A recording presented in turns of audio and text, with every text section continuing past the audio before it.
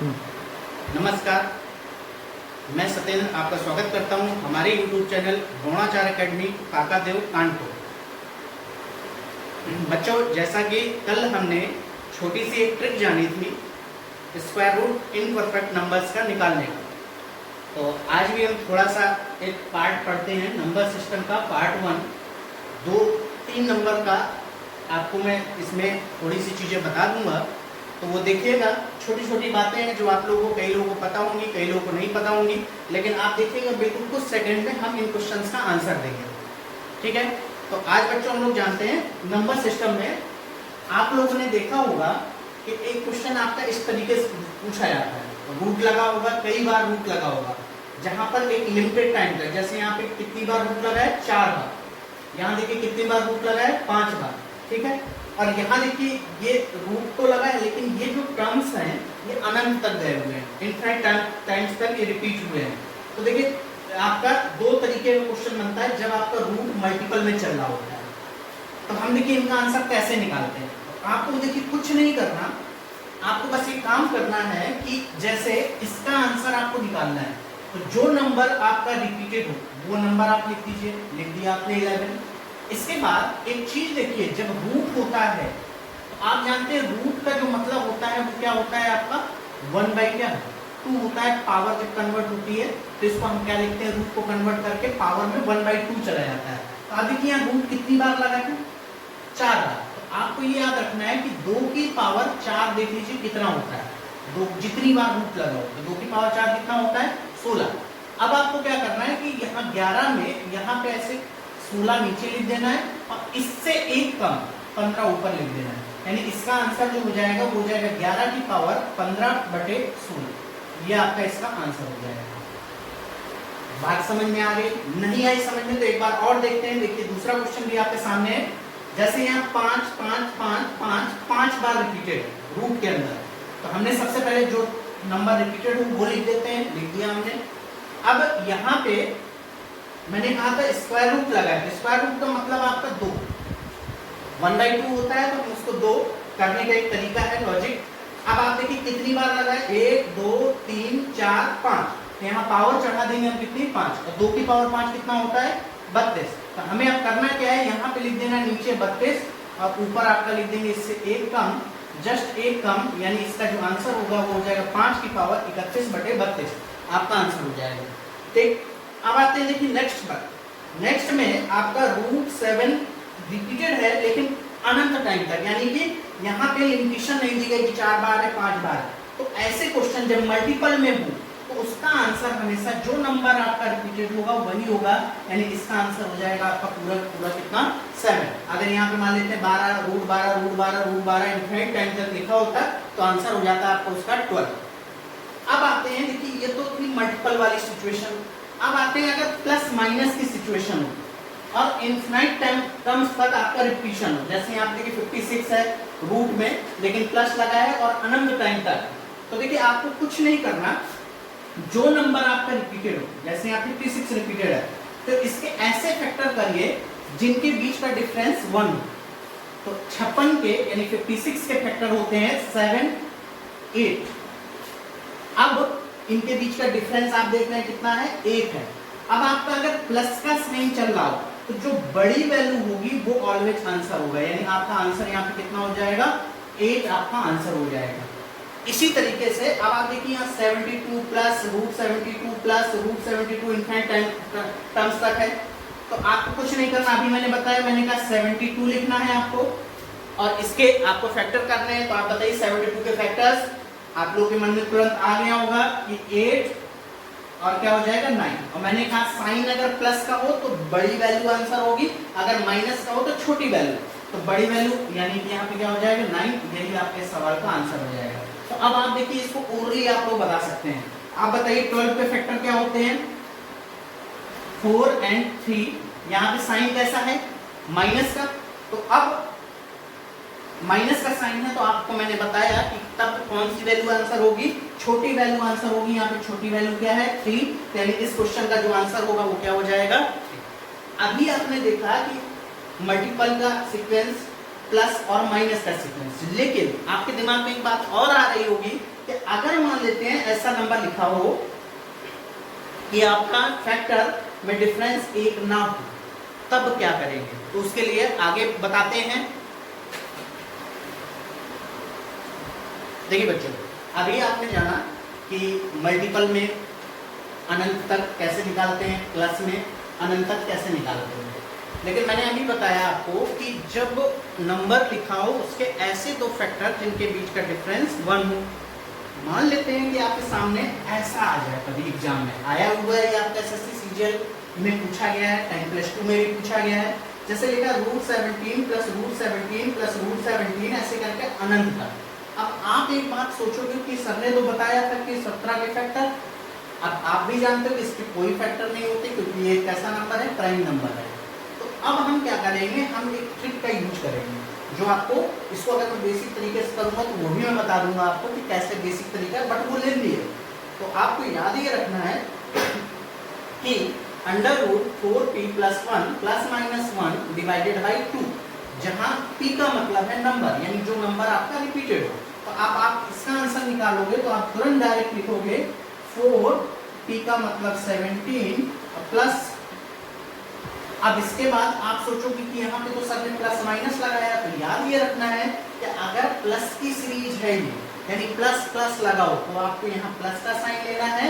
अगर आपका minus minus लगाओ तो यहाँ पे आपको माइनस का साइन लेना है। तो यहाँ पे मैं लिखूंगा ये रूट सिर्फ यहाँ तक है आपका, इसके बाद आपका प्लस का 1 डिवाइडेड बाई कितना 2। आप इसको सॉल्व करेंगे तो देखिए आपका आंसर आ जाएगा 17 चौको 68, 68 और 1 69, 69 का कोई स्क्वायर रूट होता नहीं है, तो ये हो जाएगा प्लस का 1 डिवाइडेड बाई 2।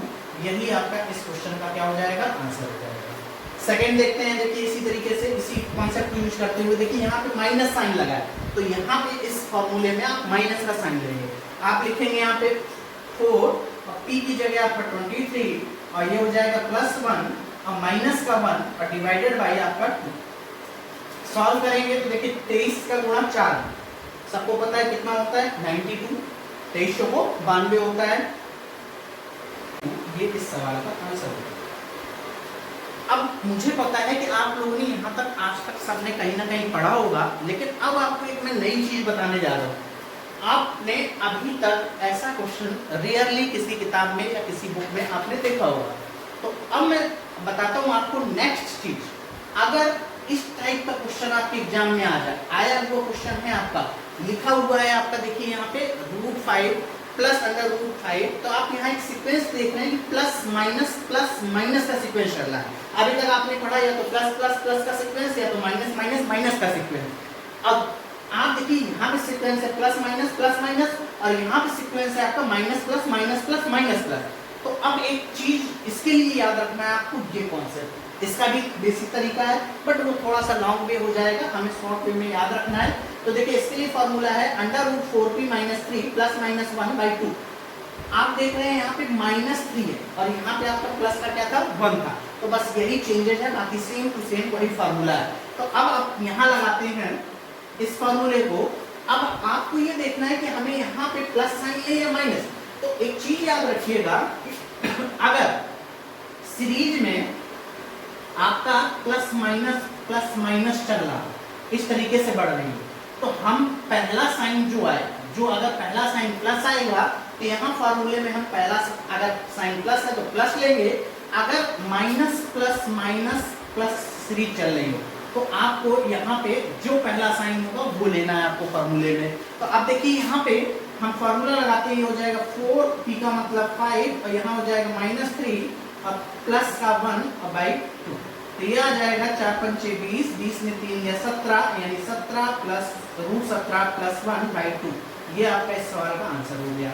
अब इसको सॉल्व करते हैं तो देखिए ये हो जाएगा आपका √4 × 11 -3 और यहाँ हो जाएगा -1, बिकॉज यहाँ माइनस प्लस है, मैंने यहाँ बताया आपको, और बाई आपका 2।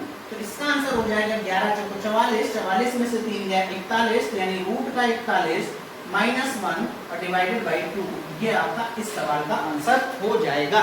तो दोस्तों आपने आज ये जाना कि इस टाइप का जो क्वेश्चन होता है एग्जाम में, हम वो किस तरीके से सॉल्व करते हैं। बस आपको ये दो चीजें आपको याद रखनी है ठीक, आप अगर 8-10 क्वेश्चन अपने आप बनाएंगे, सॉल्व करेंगे, तो खुद आप देखेंगे कि कितनी आसानी से आप इन सब सवालों का जवाब दे पाएंगे। ठीक है, तो आइए बच्चों, अब एक और छोटा सा सवाल के बारे में जानते हैं जो आपका बहुत बार एग्जाम से पूछा गया है। 1-1 नंबर में एक सीरीज आती है आप लोग के पेपर्स में, आप लोग देखो 10+2 में भी प्रीवियस ईयर्स में पूछा गया है, एसएससी ने भी पूछा है, बाकी पुलिस है, एसआई है, कई एग्जाम से पूछा गया है। इस टाइप का एक क्वेश्चन होता है, लिखा है 1/3 + 1/15 + 1/35 + 1/63 + 1/99 + 1/143 बट 144 अब देखिए इस क्वेश्चन को आप देखिए पैटर्न चलता है। जैसे मैं इसको लिख सकता हूँ 1/1 × 3, इसको लिख सकता हूँ 1 × 3 × 1/3 × 5, इसको लिख सकता हूँ 1/5 × 7, इसको लिख सकता हूँ 1/7 × 9, इसको लिख सकता हूँ 1/9 × 11 और इसको 1/11 × 13। आपने देखा कि सब जगह डिफरेंस कितने का, 2 का, दोनों टर्म्स में। ये देखिए 2 का, 3 और 5 के बीच, 5 7 के बीच, 7 9 के बीच, 9 11 के बीच, 11 और 13 के बीच। तो मैं आपको इसका 2 तरीके बताता हूँ। एक फर्स्ट मेरा मेथड आप देख लीजिए कैसे करेंगे, और एक और आपको सेकंड मेथड बताता हूँ इस सीरीज को अटेम्प्ट करने का। लेकिन ये तभी लगेगा जब इस कॉन्सेप्ट पर सीरीज बनी हो, आपको ध्यान देना होगा। देखिए पहला मेथड में आपको करना कुछ नहीं है, आपको काउंट करने टोटल कितने टर्म्स हैं, यानी कि 1 2 3 4 5 6, या ऐसे 1 पूरा 2 3 4 5 6, यानी कितने स्टेप है, लिख दिया ऊपर आपने 6। अब आपको क्या करना है कि यहाँ पे नीचे पहला टर्म्स का मतलब जो डिवाइड में यहाँ पे लिखा है पहले, तो ये क्या है आपका 1, लिख दिया मैंने। फिर इसके बाद लास्ट टर्म्स यहाँ पे जो डिवाइड में लिखा है आपका, यहाँ पे क्या है आपका 13, यहाँ लिख दिया मैंने कितना 13, यानी इसको आप फाइनली क्या लिख सकते हो 6/13, यानी इस सीरीज का जो आंसर होगा वो हो जाएगा 6/13, तो यही आपके इस सीरीज का आंसर हो जाएगा। ये हो गया आपका पहला तरीका। दूसरा तरीका देखिए, आपको एक फॉर्मूला याद करना पड़ेगा। फॉर्मूला होता है 1/डिफरेंस यानी अंतर, और यहाँ पे T1 यानी माइनस T